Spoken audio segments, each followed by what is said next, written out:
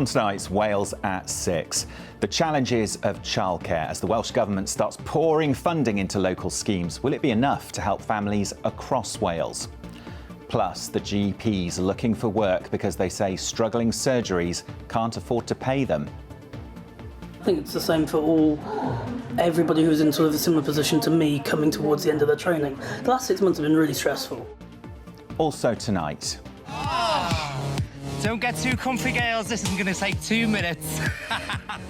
Honouring the legacy of the late drag star The Vivienne, their sister now raising awareness about addiction. And join us live in the coastal castle that's opening its doors for free at the end of the month. Now, we're not allowed to express a preference, but put it this way, it's definitely in my top 1.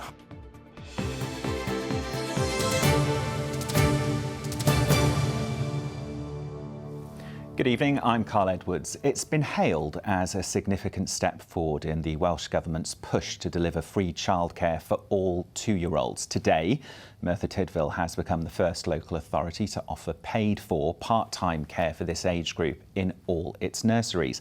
But for those living outside the area, it's brought into sharp focus the speed of the rollout, with many parents describing the financial support as a postcode lottery. Our reporter Mike Griffiths has tonight's top story. A moment of calm for the First Minister, away from political debate. But the reason for today's visit to this nursery in Merthyr was for a flagship policy for the Welsh Government. All 2-year-olds in the county will now get funded childcare for 2.5 hours a day, 5 days a week.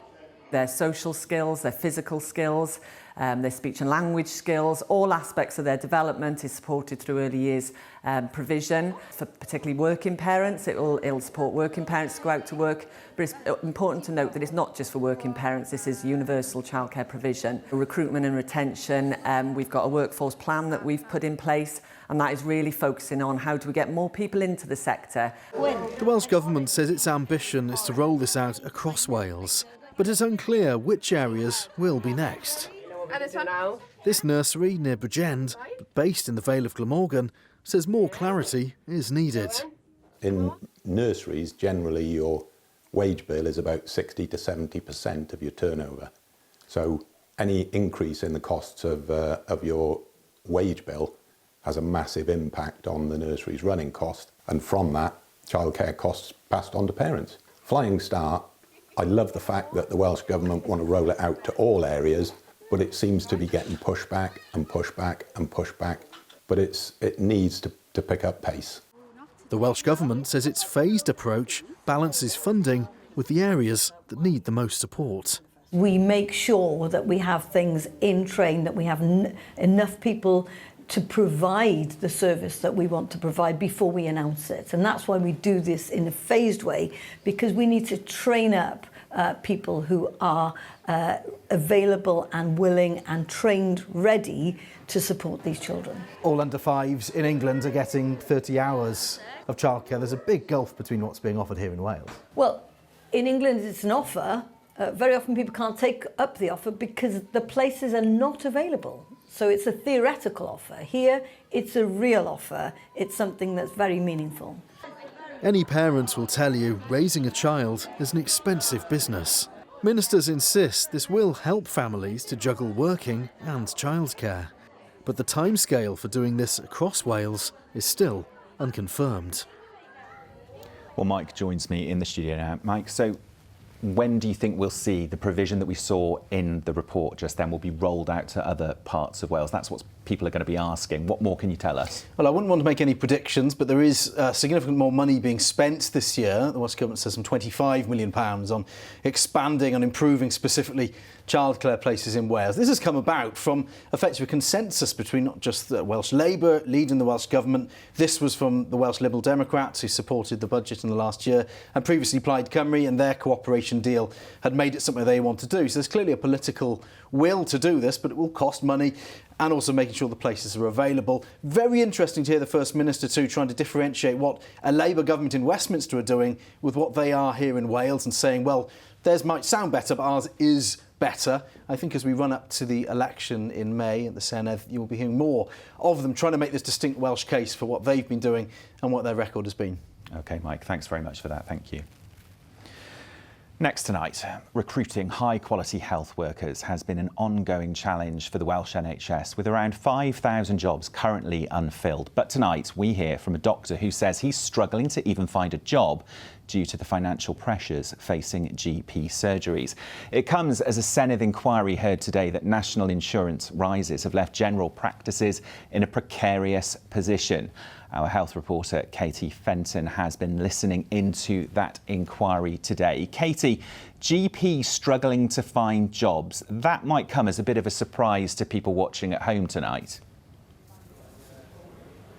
Yeah, because talk to anyone and they'll probably tell you they've struggled to get an appointment with their GP at some point. So it seems like a bit of a paradox that you've got patients unable to see a doctor, thousands of unfilled jobs, and all these newly qualified GPs unable to get those jobs. But like so many challenges within the NHS, lots of this comes down to money and demand, and it's having an impact on everyone.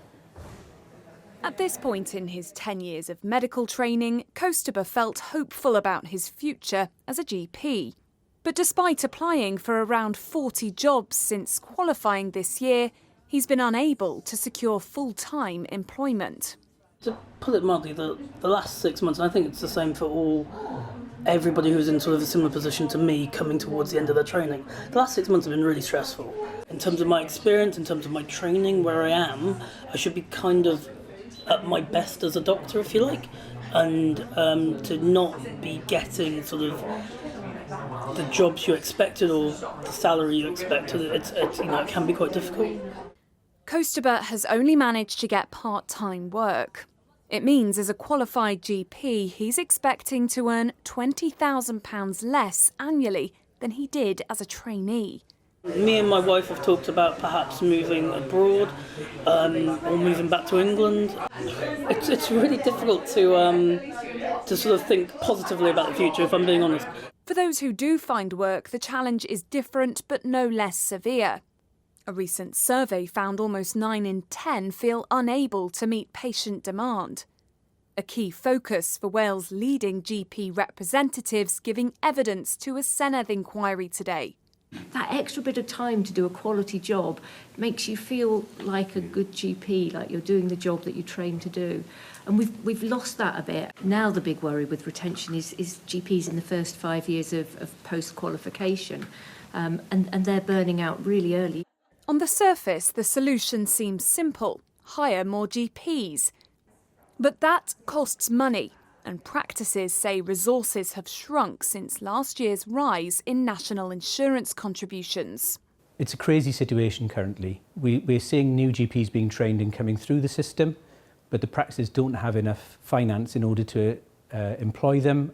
So even though we're chronically short of GPs, we can't employ GPs to come and work for us. We're always having to apologise to patients for the service they receive, and that can't go on much longer. We really do need to see a complete change in attitude towards general practice from a governmental level. It's a call that's been made before, but one that got louder today.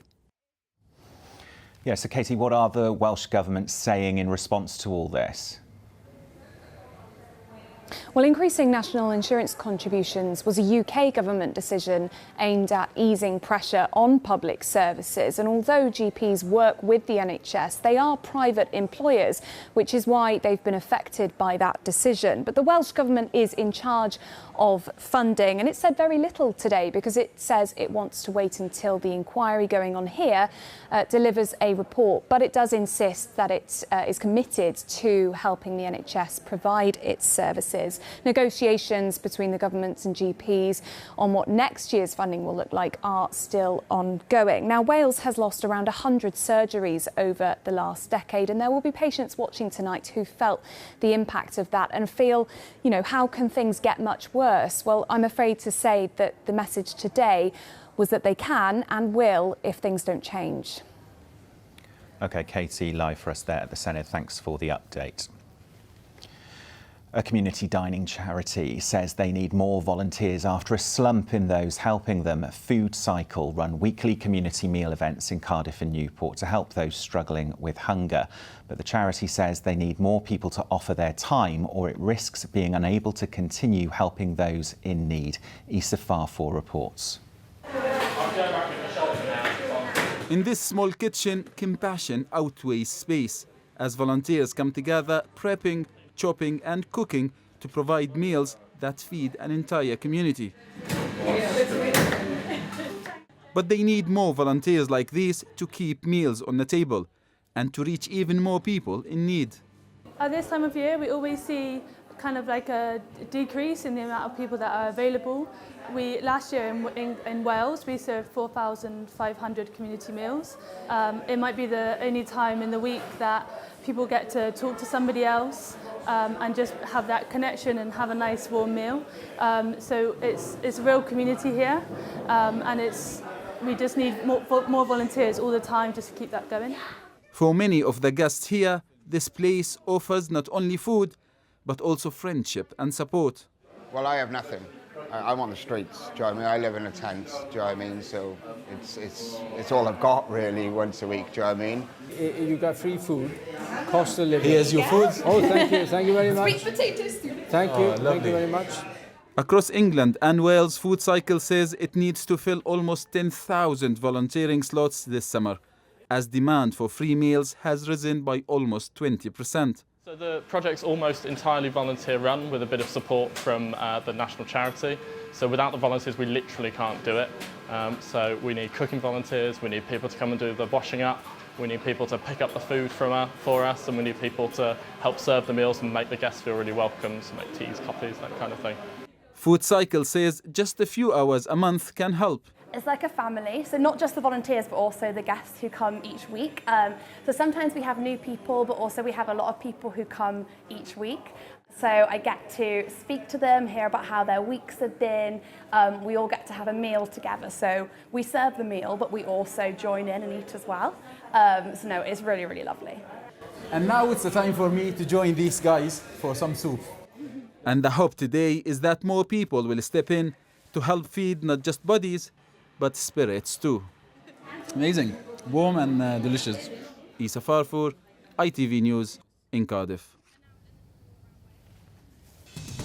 Still to come on Wales at 6, we reveal our next Pride of Britain Fundraiser of the Year nominee, a story of one man whose personal tragedy inspired a lifelong mission to help others. And Amanda will be here with the forecast. In the short term, mixed conditions, but feeling rather warm at times. But could it be getting a lot colder? Join me later to find out.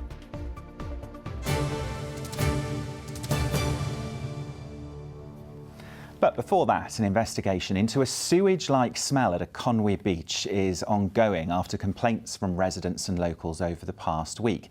The foul odour follows several separate pollution incidents this summer around West Shore Beach in Llandudno, including harmful bacteria found in the water and a sewage leak at a nearby pumping station. Joanne Gallagher has more. There's no foul smell today here on Llandudno's West Shore other than the seaside smells that you'd expect at this time of year. But over the last few days, local residents and businesses have been complaining about a foul, obnoxious smell. Now, Welsh Water Dŵr Cymru have sent an inspector up to the area and they've looked around. They say the cause is down to a storm storage tank. Now, it's meant to get filled up with rainwater, but because of the dry weather, it's drained. There's sediment at the bottom of it, and it's that sediment that locals can smell. It smells like raw sewage. It's very disgusting, and it ruins the beach because obviously you've got families down there, people with dogs and stuff, and kids, and it's just a horrible smell. It makes you feel sick. It doesn't seem to be as bad today. No, it's definitely got worse this year. It wasn't like this last year. It's definitely got worse over these last few months. I don't want to describe the smell because it makes you feel quite sick. It really does. Dŵr Cymru Welsh Water have said there is no cause for concern. This will not impact on the environment. This is not raw sewage seeping into the sea. Of course, there was an issue around that in August, which locals were very concerned about. When we were here about 3 weeks ago, there were signs telling people not to swim, and our son came to stay a week after that, and he went all the way to Anglesey to get a swim. It's hoped that now we've had some heavy rain here in northwest Wales, the tanks will be back to capacity and that smell will soon dissipate. Joanne Gallagher reporting there. Now, the family of a much-loved performer from Conway Bay who died earlier this year have spoken to ITV Wales about the dangers of ketamine addiction. James Lee Williams, better known as the drag star The Vivian, had a cardiac arrest after taking the drug and died at just 32. Working alongside the charity Adferiad, James's sister has been campaigning for changes for the law around that drug, as Ian Lang reports. Don't get too comfy, girls. This isn't going to take 2 minutes. Hailed as a trailblazer, a much-loved icon and incredible talent, the Vivienne, born James Lee Williams and originally from Conway Bay, who became a global star. It was in RuPaul's Drag Race UK that the Vivienne really shot to fame after winning the first series. But tragedy struck in January this year when the entertainer lost their life to ketamine. Since then, their family have been campaigning for a change in the law to get the drug reclassified from Class B to Class A. It is a harmful drug. It's taken my brother's life and it continues to have catastrophic effects. I really was passionate about making that change and having the drug reclassified to a Class A. I stand by that. Adferiad, a charity which supports people through mental health, substance misuse and other addictions, says they believe ketamine use is approaching epidemic levels. What we're seeing on the ground with the use of ketamine in our services for Adferiad is an increased rise in referrals. These are particularly coming from over 18s. With the death of the Vivienne, it has brought it to the forefront and more people are speaking about it. And it's quite frightening to, when you look at what this drug is doing to people. Meanwhile, the Vivienne's family, along with friends of the artist, have released a single to celebrate their lasting legacy. James was always the entertainer, bringing the laughter to everything. And we had that typical sibling rivalry. Just seeing my brother, the Vivian, live out their dream was just incredible. It is a fitting tribute to such a much-loved star. Ian Lang, ITV News, Conway Bay. There's plenty more still ahead on Wales at 6 and after our programme too. I'll be live from Windsor where the royal family welcomed President Trump for a historic second state visit.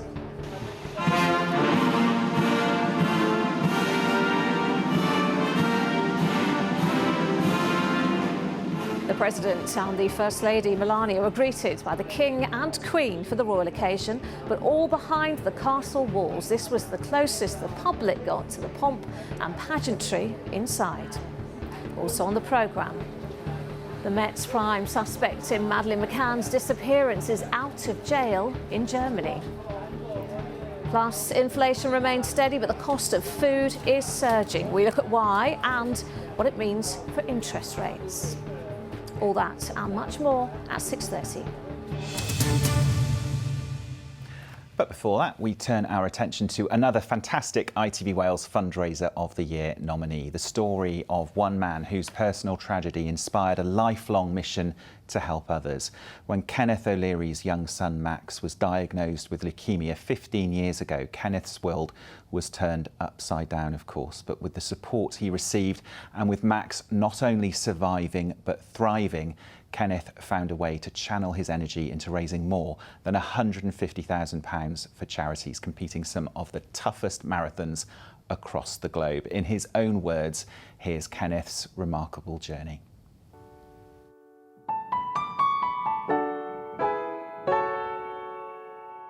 My name is Kenneth O'Leary.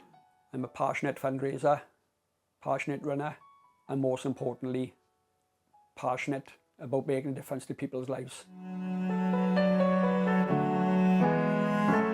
When my youngest son Max was diagnosed 15 years ago with leukemia, our life just turned upside down. The help I received when I was at my lowest and when my family was at our lowest was a lifesaver. So I just want to pass on as much help to other people in that scenario and different scenarios as possible.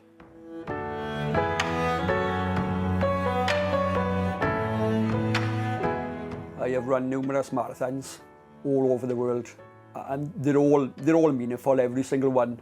But I think The first time I crossed the finish line in the Berlin Marathon was the most significant, because that led me to believe what I can do and how much more better I could be, not for myself, but for others. I just knew I could give more, and I will continue to give more.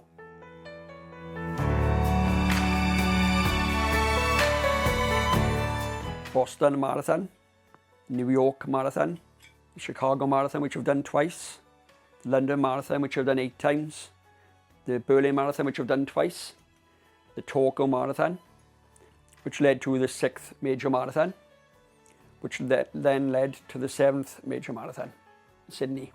I can't even tell you how many I've run. I've really lost count because it's been 15 years, constant charity work.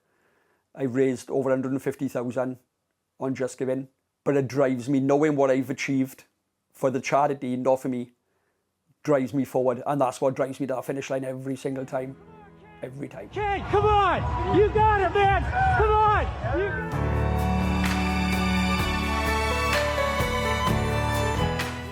My family is the most important thing to me. I'd hope my children will find me inspiring, and I know they do, but there's still more. I've still got so much more to give, to do what I can do, and to help as much as I can help. And as a person who's going to be a grandfather very, very soon, and as long as I get the support, which I do, continue as long as these legs can carry me.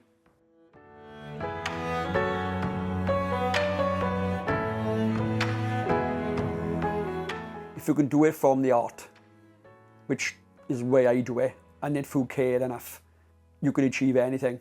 So if I can do it, anyone can.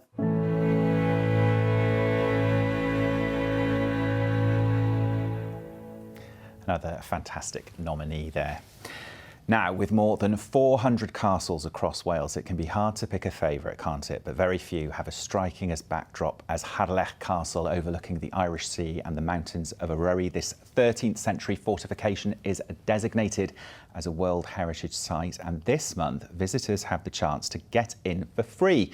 So we've sent Rob Shelley along to give you a sneak peek. Rob Shelley, I know you're in your element tonight.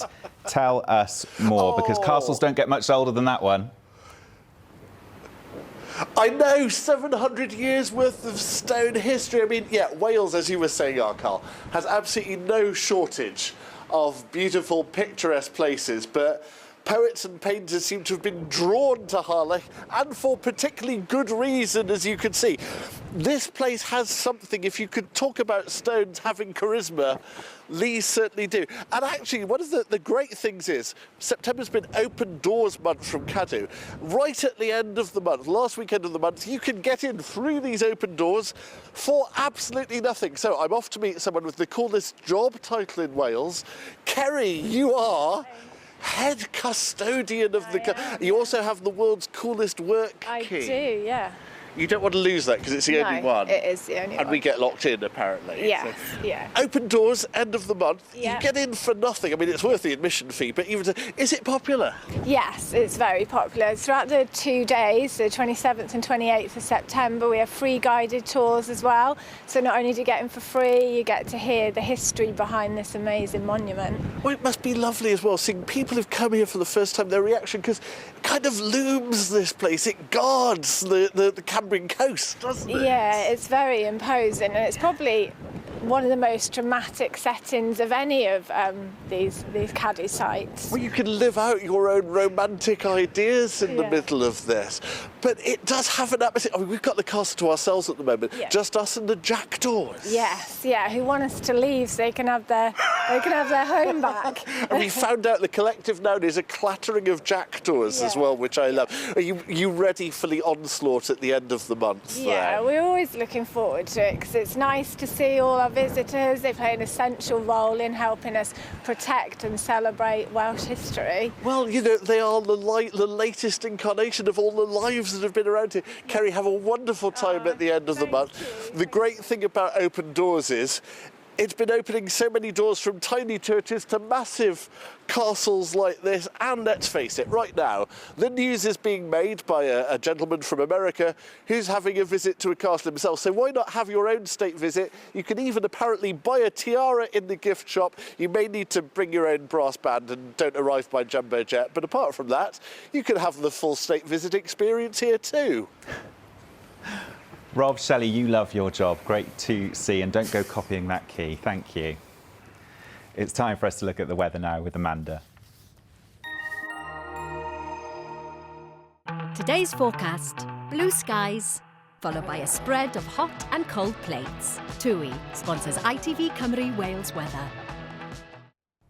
Hello again. Well, some areas are seeing quite a bit of rain over the past 24 hours or so. Still some more rain to come as we go through the next few days. So there will be some sunshine in between. And then the heads up for later on in the week, it is going to be turning colder, but hopefully much calmer and brighter for many. So let's take a look at the bigger picture. Well, in the short term, we've got low pressure dominating. That's bringing some more rain as we go through tonight and into tomorrow. Dry for many on Friday before the next batch of rain creeps its way through on Saturday. But then once that moves out of the way, you can see behind me here, high pressure starts to build back in. And if things go to plan, hopefully we'll get to see drier and brighter conditions. The only downside is we'll start to see a change in wind direction. This time they'll be coming down from the north, and that means it's going to be feeling much colder. Now, before we get to that, you can see we've still got a lot of cloud across the south with some outbreaks of rain. Like most of the rain becoming lighter and patchier as we move through tonight. Clear as the skies across the north, and it's pretty mild tonight with temperatures anywhere between 13 and 17 degrees. So a bit of a grotty start today. First thing on Thursday, a lot of low cloud around, still some splashes of rain in places, but you can see as we go through the afternoon, it is perking up. We'll see some bright or sunny spells. Not quite as windy as today, although still quite windy at times along coastal areas, but it is going to be feeling warmer. Highs there 20 or 21 degrees. And then looking further ahead, well, as I mentioned earlier, we're going to see another spell of rain later on Friday into Saturday, and then turning bright. But look at those temperatures feeling much colder for many. Bye-bye. TUI sponsors ITV Cymru Wales weather.